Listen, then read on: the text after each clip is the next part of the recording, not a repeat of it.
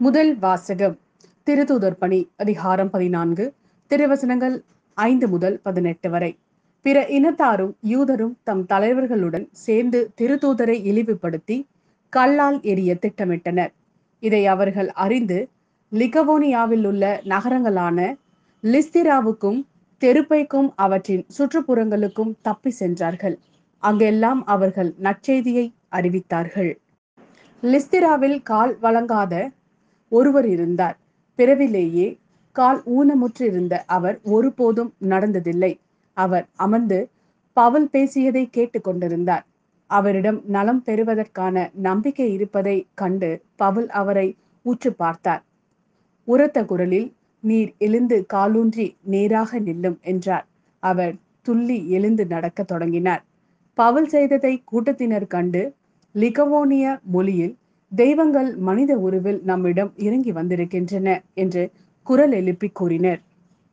அவர்கள் பர்னபாவை சேயுசு என்றும் அங்கு பவுலே பேசியபடியால் அவரை எர்மசு என்றும் அழைத்தார்கள். நகருக்கு எதிருள்ள சேயுசு கோவில் அர்ச்சகர் காளைகளையும் பூ மாலைகளையும் கோவில் வாயிலுக்கு கொண்டு வந்து கூட்டத்தினருடன் சேர்ந்து பலியிட விரும்பினார்கள். இதை கேள்வியுற்ற திருத்தூதர் பர்னபாவும் பவுலும் தங்கள் மேலுடைகளை கிழித்து கொண்டு கூட்டத்திற்குள் பாய்ந்து சென்று உரக்க கூறியது, மனிதர்களே, ஏன் இவ்வாறு செய்கிறீர்கள்? நாங்களும் உங்களை போன்ற மனிதர்கள்தாம். நீங்கள் இந்த பயனற்ற பொருள்களை விட்டுவிட்டு விண்ணையும் மண்ணையும் கடலையும் அவற்றிலுள்ள அனைத்தையும் உண்டாக்கிய வாழும் கடவுளிடம் திரும்புங்கள் என்ற நற்செய்தியை உங்களுக்கு அறிவிக்கிறோம்.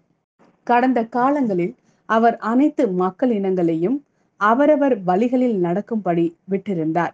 என்றாலும் அவர் தம்மை பற்றிய சான்று எதுவும் இல்லாதவாறு விட்டுவிடவில்லை. ஏனெனில் அவர் நன்மைகள் பல செய்கிறார். வானிலிருந்து உங்களுக்கு மழையை கொடுக்கிறார். வளமிக்க பருவ காலங்களை தருகிறார்.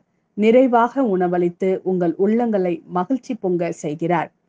இவற்றை அவர்கள் சொன்ன பின்பு கூட்டத்தினர் தங்களுக்கு பலியிடுவதை ஒருவாறு தடுக்க முடிந்தது. இது ஆண்டவரின் அருள்வாக்கு. இறைவா, உமக்கு நன்றி.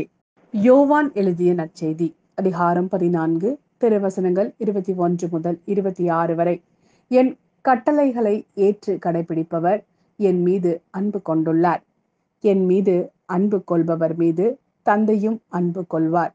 நானும் அவர் மீது அன்பு கொண்டு அவருக்கு என்னை வெளிப்படுத்துவேன்.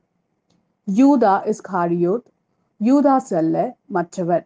அவரிடம் ஆண்டவரே, நீர் உம்மை உலகிற்கு வெளிப்படுத்தாமல் எங்களுக்கு வெளிப்படுத்த போவதாக சொல்கிறீரே, ஏன் என்று கேட்டார். அதற்கு இயேசு பின்வருமாறு கூறினார்.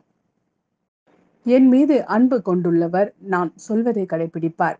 என் தந்தையும் அவர் மீது அன்பு கொள்வார். நாங்கள் அவரிடம் வந்து அவருடன் குடிகொள்வோம்.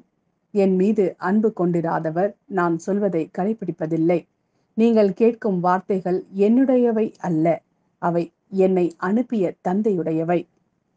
உங்களோடு இருக்கும் போதே இவற்றை எல்லாம் உங்களிடம் சொல்லிவிட்டேன்.